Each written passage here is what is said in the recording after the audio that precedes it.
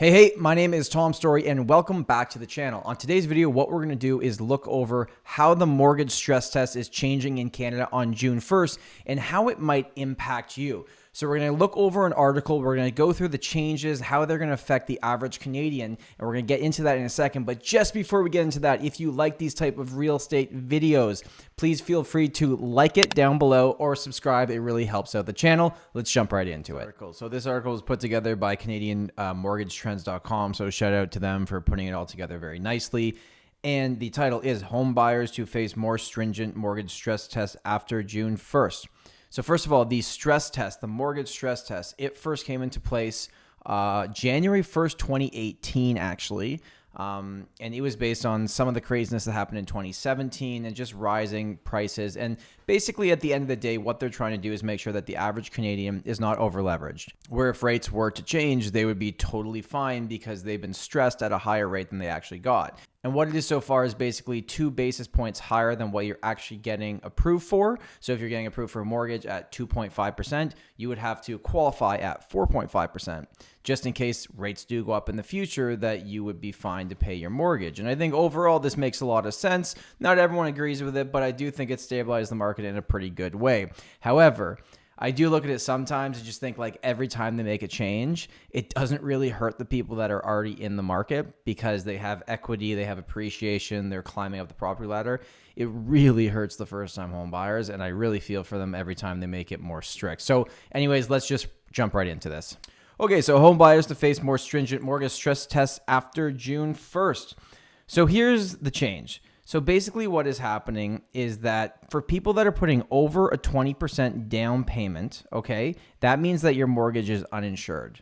So first of all, I think this is kind of funny because if you've done everything the right way and you've saved up the 20% to make sure that you don't have mortgage insurance and you don't have to deal with mortgage insurance, you're not going to qualify for as much money as if you put less than 20%.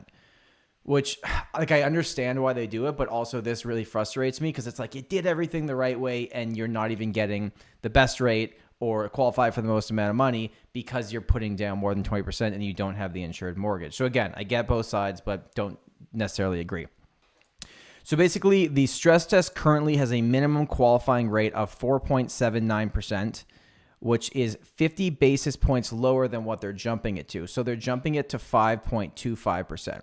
So it's always whatever you're qualified for plus 2% or 5.25%, whichever is higher based on the scenario of getting approved for the mortgage. So what this means for the average Canadian is that you are going to be able to afford 4% less than you would have before June 1st. So is this going to significantly impact the market? Probably not. But again, it's going to hurt those first-time home buyers that were just on the cusp of maybe being able to afford what they wanted. They had their 20% down payment, and now the bank's going to say, well, what you could have got $100 before, now you're getting $96. So I feel for those buyers. Now, what they go over in this article is the main thing we have to be ready for is an increase in mortgage rates in a pre-pandemic range. So this totally makes sense. We have interest rates that are extraordinarily low, even by recent standards. And I agree with this. It's like the way that prices are moving right now in Canadian real estate. A big factor of it is that the average Canadian is sitting on more money than they're used to. We're saving more money because there's not as many fun things to do, and it's burning a hole in some people's pockets right now. And the other thing is that the rates are really low. And that combination of boredom and pent-up demand and sitting on a little bit more money and having cheap money to borrow has pushed prices up. So I totally understand why they are doing it. Now, if you jump a little bit further down here, there's a quote by Paul Taylor. So I don't know Paul, but I do agree with his quote, and he's the president and CEO of Mortgage Professionals Canada. And you have to understand, like when professionals are quoted in these articles, and again, this is the Canadian Mortgage Trends website, obviously they're going to be biased to their own industry, so this is going to be their opinion, but I think I agree with what he's saying. So he said that increasing the qualifying rate by almost another 50 basis points will only serve to disqualify more aspiring middle-class Canadians who would be first-time home buyers. So this is very similar to what I was saying, is these changes, they really impact the people that aren't already in the market. So I think on top of all of this, it's now trying to think like, oh, by June 1st, are people going to rush to try and buy properties because they're still going to be qualified for more than before? And that's something that we're going to have to see. And just to wrap this up, what they've basically said is that they're planning to revisit the calibration of the qualifying rate at least once a year to ensure it remains appropriate with the risk in the environment. So at the end of the day, what they're trying to do is protect Canadians from themselves, which is what our government does. And you can be on either side of the fence here on your opinions on it.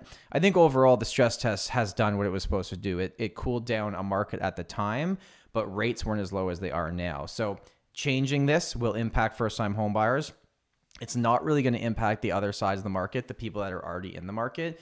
And what I had basically been told by a mortgage insider is that when they give mortgage approvals, the average person, let's say they're approved for $100, is only spending $85 of it. Not everyone's going to the max of their mortgage. So based on that, if this is 100% true, and again, like I don't see the back end of the mortgage side of things because I'm on the real estate sales side of things, that would mean that this shouldn't really change much.